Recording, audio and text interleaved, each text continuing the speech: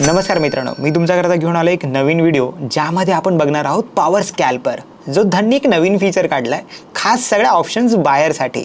Power स्कॅल्परमध्ये आपण option buying नाही तर सेलिंगही करू शकतो, बट आपण म्हणतो ना जनरली ऑप्शन्समध्ये बाईंग जे लोक करतात ते स्कॅल्पिंग सगळ्यात जास्त करतात.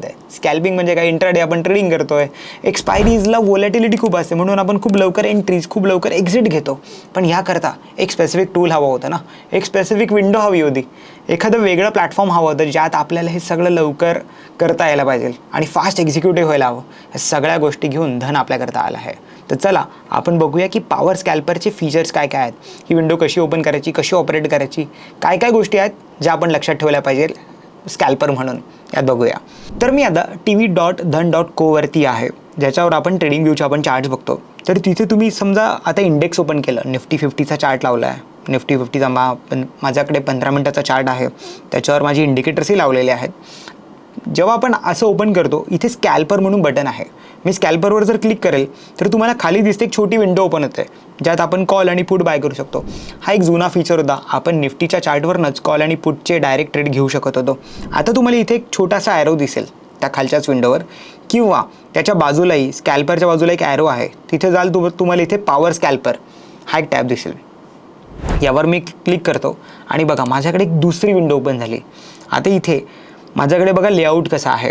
मी पॉवर स्कॅल्परमध्ये निफ्टीचा चार्ट बघतो, मला हवा तो मी चार्ट इथे बघू शकतो. जर तुम्ही सेन्सेक्समध्ये ट्रेडिंग करत असाल, तुम्ही इथे या ॲरोवर क्लिक करा आणि सेन्सेक्स सिलेक्ट करा.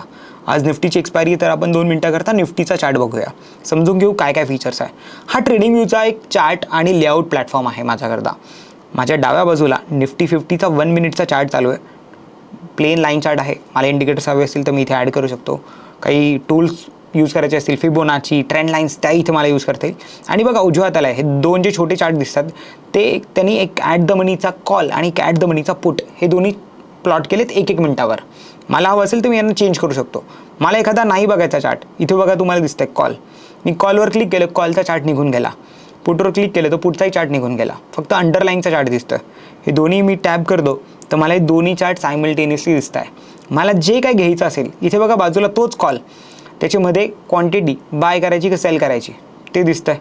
पूर्वी आपण तिथे सेल नव्हतं करू शकत, जो मागचा टॅब होता आपल्या tv.dhan.co वर. आता इथे बघा पहिले तुम्ही सेलिंग करूनही स्कॅल्पिंग करू शकता, तर सेलर्स जे स्कॅल्पर असतील ते इथनं त्याचा फायदा उचलू शकतात. अजून एक काय टॅब आहे, तिथे ट्रेडच्या टॅबच्या बाजूला ऑप्शन चेनही आहे. मी ऑप्शन चेनवर क्लिक करेल, चार्ट माझा अजूनही चालू आहे बघा. ऑप्शन चेन इथे ओपन झाले आणि मला एकदम छोट्या व्ह्यूमध्ये सगळी इन्फॉर्मेशन ऑप्शन चेनची दिसते. काय काय आहे ते सगळं इथं आहे. फुल डेप्थवर क्लिक करेल तर ऑप्शनचे सगळे डिटेल्स दिसत आहे, पूर्ण डेप्थ दिसते की कॉलचा डेप्थ काय चालू आहे. पुटमध्ये बघायची तर मला पुटची पण लावता येईल इथनं. मी आता जाईल डेप्थमध्ये, आता मला हे काढून टाकायचं तर हे सगळे डिटेल्स काढून टाकता येतील. फुल डेप्थ काढू आणि आता आपण ट्रेडवर येऊया. ट्रेडवर आलं तर मला इथे दोन्ही गोष्टी दिसतात की यांची क्वांटिटी आता काय चालू आहे, काय क्वांटिटीज अवेलेबल आहे, तर ह्या गोष्टी इथे माझ्याकडे तर दिसतात. मला आता याला 3 मिनिटावर करायचं असेल तर मी इथे जाईल आणि 3 मिनिट टाईम फ्रेम सिलेक्ट करेल. तर बघा माझ्याकरता कॉलचा टाईम फ्रेम तर चेंज झाला, इथले टाईम फ्रेम ते आहेत. तर मी कुठल्या विंडोवर आहे हे मला लक्षात ठेवायचं आहे. कॉलचा 3 मिनिट झाला, मला पुढचाही चार्ट जायचा आहे, तोही 3 मिनिटावर न्यायचा आहे, तर तोही मी 3 मिनिटावर नेऊ शकतो, तेही मी चेंजेस करेल. मला जर याला सेव्ह करून ठेवायचं असेल लेआउटला तर मी याला सेव्ह करू शकतो. इथे त्याच्या सेटिंग्सही आहेत. मला काय असं बॉडी कलर, कॅन्डल कलर, जे आपल्या ट्रेडिंग व्ह्यूच्या नेहमीच्या सेटिंग्स असतात त्या सगळ्या आहेत. लेआउट कसा हवा असेल तर इथे लेआउट पण मला चेंज करता येईल. मला असं नाही बघायचं आहे, असं कॉलमनर बघायचं आहे, तसंही दिसेल. आता माझे जे कॉल आणि पुढच्या बाईंग विंडोज आहे ते खाली शिफ्ट झाल्या. फ्युचरचा चार्ट बघायचा असेल तर मी इथे बघा निफ्टी 50च्या बाजूला एक टॅब दिसतं, स्पॉट आणि फ्युचर. तुम्ही फ्युचरवर टिक कराल तर निफ्टीचा फ्युचरचा चार्ट ओपन होईल. स्पॉटचा हवा असेल तर स्पॉटचा. इथनं लेआउट हवा तसा चेंज करता येईल. 2 आपल्याकडे लेआउटचे टाईप आहेत.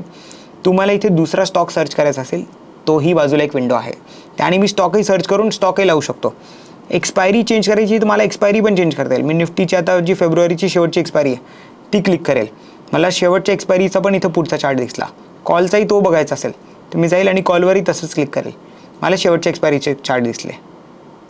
निफ्टी जाईल, सेन्सेक्सवर चेंज करतो, सेन्सेक्सचं चेंज झालं, ऑप्शन चेंज झाली आणि इथे त्याची कॉल आणि पुटचाही चार्ट चेंज झाला एका क्लिकवर. या सगळ्या गोष्टी खूप महत्त्वाच्या आहे माझ्याकरता. आणि खाली बघेल तर इथे मॅनेज अकाउंट्समध्ये बघा मी पोझिशन्सवर क्लिक करेल तर मी जर इथनं काय ट्रेड घेतले असेल ते इथेच मला दिसतील.